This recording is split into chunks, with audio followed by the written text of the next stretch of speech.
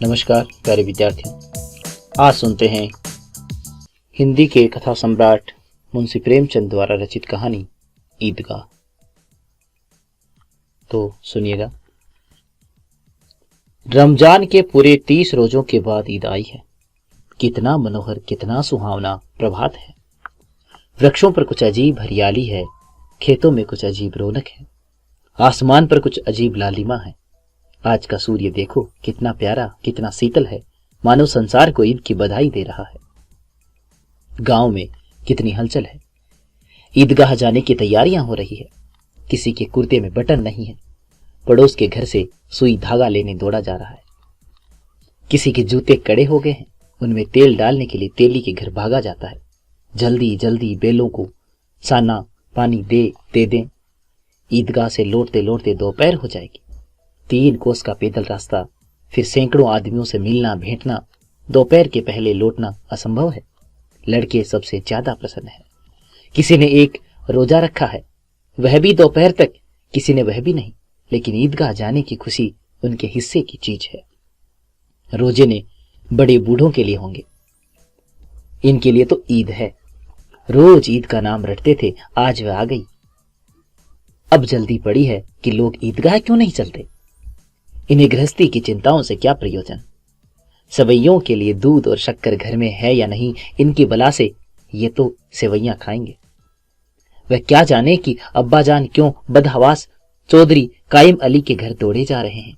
उन्हें क्या खबर कि चौधरी आज आंखें बदल लें तो ये सारी ईद मुहर्रम हो जाए। उनकी अपनी जेबों में तो कुबेर का धन भरा हुआ है।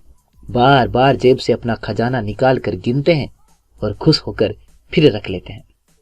महमूद गिनता है, 1, 2, 10, 12, उसके पास 12 पैसे हैं। मोहसिन के पास 1, 2, 3, 8, 9, 15 पैसे हैं। इन्हीं अनगिनती पैसों में अनगिनती चीजें लाएंगे।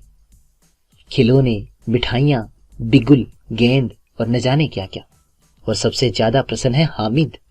वह 4-5 साल का गरीब सूरत दुबला पतला लड़का, जिसका बाप गत वर्ष हैजे की भेंट हो गया और मां न जाने क्यों पीली होती होती एक दिन मर गई। किसी को पता न चला क्या बीमारी है। कहती भी तो कौन सुनने वाला था। दिल पर जो कुछ बीतती वह दिल में ही सहती थी, और जब न सहा गया तो संसार से विदा हो गई। अब हामिद अपनी बूढ़ी दादी अमीना की गोद में सोता है और उतना ही प्रसन्न है। उसके अब्बा जान रुपए कमाने गए हैं, बहुत सी थैलियां लेकर आएंगे। अम्मी जान अल्लाह मियाँ के घर के उसके लिए बड़ी अच्छी अच्छी चीजें लाने गई है, इसलिए हामिद प्रसन्न है। आशा तो बड़ी चीज है, और फिर बच्चों की आशा, उसकी कल्पना तो राई का पर्वत बना लेती है। हामिद के पांव में जूते नहीं है, सिर पर एक पुरानी पुरानी टोपी है जिसका गोटा काला पड़ गया है, फिर भी वह प्रसन्न है। जब उसके अब्बा जान थैलियां और अम्मी जान नियामतें लेकर आएगी न, तो वह दिल के अरमान निकाल लेगा। तब देखेगा महमूद, मोहसिन, नूरे और सम्मी कहां से उतने पैसे निकालेंगे।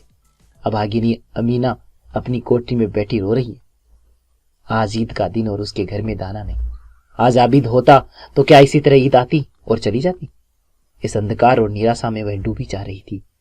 किसी ने बुलाया था इस निगोड़ी ईद को। इस घर में उसका काम नहीं है, लेकिन हामिद, उसे किसी के मरने जीने से क्या मतलब। उसके अंदर प्रकाश है, बाहर आशा है। विपत्ति अपना सारा दल बल लेकर आए, हामिद की आनंद भरी चितवन उसका विध्वंस कर देगी। हामिद भीतर जाकर दादी से कहता है, तुम डरना नहीं अम्मा, मैं सबसे पहले आऊंगा, बिल्कुल न डरना। अमीना का दिल कचोट रहा है। गांव के बच्चे अपने बाप के साथ जा रहे हैं। हामिद का अमीना के सिवा और कौन है। उसे कैसे अकेले में जाने दे, उसे कैसे अकेले मेले जाने दे। उस भीड़ भाड़ में बच्चा कहीं खो जाए तो क्या हो। नहीं, अमीना उसे यूं न जाने देगी। नन्ही सी जान 3 कोस चलेगा कैसे, पैर में छाले पड़ जाएंगे, जूते भी तो नहीं है। वह थोड़ी थोड़ी दूर पर उसे गोद ले लेगी, लेकिन यहां सेवैयां कौन पकाएगा। पैसे होते तो लौटते लौटते सब सामग्री जमा करके चटपट बना लेती। यहां तो घंटों चीजें जमा करते लगेंगे। मांगे ही का तो भरोसा ठहरा। उस दिन फहीमन के कपड़े सिले थे, 8 आने पैसे मिले थे। उस अठन्नी को ईमान की तरह बचाती चली आती थी इसी ईद के लिए। लेकिन कल ग्वालन सिर पर सवार हो गई तो क्या करती? हामिद के लिए कुछ नहीं है तो 2 पैसे का दूध तो चाहिए ही। अब तो कुल 2 आने पैसे बच रहे हैं।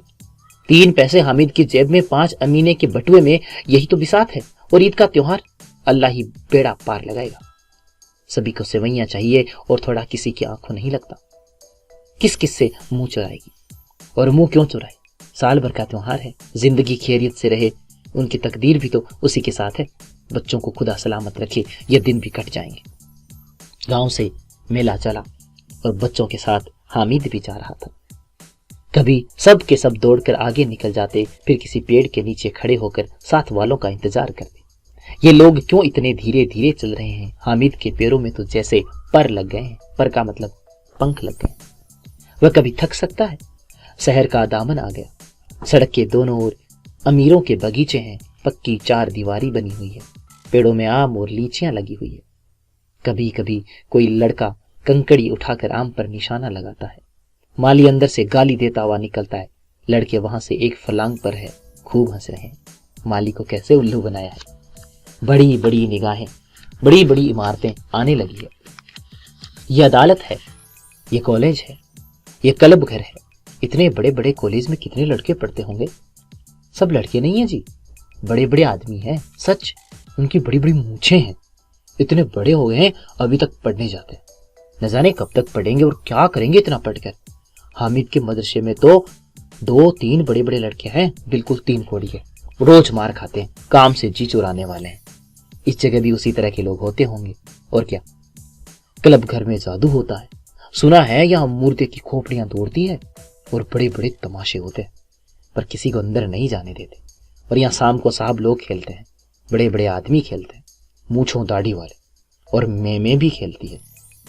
सच, हमारी अम्मा को वह दे दो, क्या नाम है, बेट, तो उसे पकड़ ही न सके, घुमाते ही लुढ़क न जाए। महमूद ने कहा, हमारी अम्मा जान का तो हाथ कांपने लगे, अल्लाह कसम। मोहसिन बोला, अम्मी मनो आटा पीस डालती है, जरा सा बेट पकड़ लेगी तो हाथ कांपने लगे। सैकड़ों घड़े पानी रोज निकालती है, 5 घड़े तो मेरी भैंस पी जाती है। किसी मेम को 1 घड़ा पानी भरना पड़े तो आंखों तले अंधेरा आ जाए। महमूद बोला, लेकिन दौड़ती तो नहीं, उछल कूद तो नहीं सकती। मोहसिन, हाँ उछल कूद नहीं सकती, लेकिन उस दिन मेरी गाय खुल गई थी और चौधरी के खेत में जा पड़ी थी, तो अम्मा इतनी तेज दौड़ी कि मैं उन्हें न पा सका। सच। आगे चलो। हलवाइयों की दुकानें शुरू हुई। आज खूब सजी हुई थी। इतनी मिठाइयां कौन खाता है? देखो न, एक एक दुकान पर मणो होगी। सुना है रात को जिन्नात आकर खरीद ले जाते हैं। अब्बा कहते थे कि आधी रात को एक आदमी हर दुकान पर जाता है और जितना माल बचा होता है वह तुलवा लेता है और सचमुच के रुपया देता है। बिल्कुल ऐसे ही रुपए। हामिद को यकीन आया, ऐसे रुपये जिन्नात को कहां से मिल जाएंगे? मोहसिन ने कहा, जिन्नात को रुपए की क्या कमी, जिस खजाने में चाहे चले जाएं, लोहे के दरवाजे तक उन्हें नहीं रोक सकते जनाब। आप है किस पैर में, हीरे जवाहरात तक उनके पास रहते हैं। जिससे खुश हो गए उसे टोकरों जवाहरात दे दिए। अभी यहीं बैठे हैं, 5 मिनट में कलकत्ता पहुंच जाए। हामिद ने फिर पूछा, जिन्नात बहुत बड़े बड़े होते होंगे? मोहसिन, एक एक आसमान के बराबर होते हैं जी। जमीन पर खड़ा हो जाए तो उसका सिर आसमान से जा लगे, मगर चाहे तो एक लोटे में घुस जाए। हामिद, लोग उन्हें कैसे खुश करते होंगे? कोई मुझे वह मंत्र बता दे तो एक जिन को खुश कर लूं। मोहसिन, अब यह तो मैं नहीं जानता, लेकिन चौधरी साहब के काबू में बहुत से जिन्नात हैं। कोई चीज चोरी जाए, चौधरी साहब उसका पता लगा देंगे और चोर का नाम भी बता देंगे। जुमराती का बछवा उस दिन खो गया था। 30 दिन हैरान हुए, कहीं न मिला। तब झक मारकर चौधरी के पास गए। चौधरी ने तुरंत बता दिया, मवेशी खाने में है और वही मिला। जिन्नात आकर उन्हें सारे जहान की खबरें दे जाते हैं। अब उसकी समझ में आ गया कि चौधरी के पास क्यों इतना धन है और क्यों उनका इतना सम्मान है। आगे चले, ये पुलिस लाइन है, यही सब कांस्टेबल कवायद करते हैं। रिटर्न 5, 4। रात को बेचारे घूम घूम कर पहरा देते हैं, नहीं चोरियां हो जाए। मोहसिन ने प्रतिवाद किया, ये कांस्टेबल पहरा देते हैं तभी तुम बहुत जानते हो। अजी हजरत यही चोरी कराते हैं। शहर के जितने चोर डाकू है सब इनसे मिले रहते हैं। रात को ये लोग चोरों से तो कहते हैं चोरी करो, और आप दूसरे मुल्ले में जाकर जागते रहो पुकारते हैं। दूसरे मोहल्ले में जाकर जागते रहो पुकारते हैं। जब भी इन लोगों के पास इतने रुपए आते हैं, मेरे मामू एक थाने में कांस्टेबल है, 20 रुपया महीना पाते हैं, लेकिन 50 रुपये घर भेजते हैं। अल्लाह कसम, मैंने एक बार पूछा था कि मामू आप इतने रुपए कहाँ से पाते हैं? हंसकर कहने लगे, बेटा अल्लाह देता है। फिर आप ही बोले, हम लोग चाहे तो एक दिन में लाखों मार लाए, हम तो इतना ही लेते हैं जितने अपनी बदनामी न हो और नौकरी न चली जाए। हामिद ने पूछा, ये लोग चोरी करवाते हैं तो कोई इन्हें पकड़ता नहीं? मोहसिन उसकी नादानी पर दया दिखाकर बोला, अरे पागल, इन्हें कौन पकड़ेगा? पकड़ने वाले तो ये लोग खुद है, लेकिन अल्लाह इन्हें सजा भी खूब देता है। हराम का माल हराम में जाता है। थोड़े ही दिन हुए, मामू के घर में आग लग गई, सारी लेई पूंजी जल गई, एक बर्तन तक न बचा। कई दिन पेड़ के नीचे सोए, अल्लाह कसम पेड़ के नीचे, फिर न जाने कहां से 100 कर्ज लाए और बर्तन भांडे आए। हामिद, 100 तो 50 से ज्यादा होते हैं। कहां 50 कहां 100, 50 एक थैली भर होते हैं। 100 तो 2 थैलियों में भी ना आए, 100 तो 2 थैलियों में भी ना आए। अब बस्ती घनी होने लगी थी। ईदगाह जाने वालों की टोलियां नजर आने लगी, एक से एक भड़कीले वस्त्र पहने हुए, कोई इक्के तांगे पर सवार, कोई मोटर पर, सभी इत्र में बसे, सभी के दिलों में उमंग। ग्रामीणों का यह छोटा सा दल अपनी विपन्नता से बेखबर, संतोष और धैर्य से मगन चला जा रहा था। बच्चों के लिए नगर की सभी चीजें अनोखी थी। जिस चीज की ओर ताकते ही रह जाते और पीछे से बराबर हॉर्न की आवाज होने पर भी न चेतते। हामिद तो मोटर के नीचे जाते जाते बचा। सहसा ईदगाह नजर आया। ऊपर इमली के घने वृक्षों की छाया, नीचे पक्का फर्श है जिस पर जाजिम बिछा हुआ है, और रोजेदारों की पंक्तियां एक के पीछे एक न जाने कहां तक चली गई है, पक्की जगत के नीचे तक, जहां जाजिम भी नहीं है। नए आने वाले आकर पीछे की कतार में खड़े हो जाते हैं। आगे जगह नहीं है। यहाँ कोई धन और पद नहीं देखता। इस्लाम की निगाह में सब बराबर है। इन ग्रामीणों ने भी वजू किया और पिछली पंक्ति में खड़े हो गए। कितना सुंदर संचालन है, कितनी सुंदर व्यवस्था। लाखों सिर एक साथ सिजदे में झुक जाते हैं, फिर सब के सब एक साथ खड़े हो जाते हैं, एक साथ झुकते हैं और एक साथ घुटनों के बल बैठ जाते हैं। कई बार यही की क्रिया होती है, जैसे बिजली की लाखों बत्तियां एक साथ प्रदीप्त हो और एक साथ बुझ जाएं, और यही क्रम चलता रहा।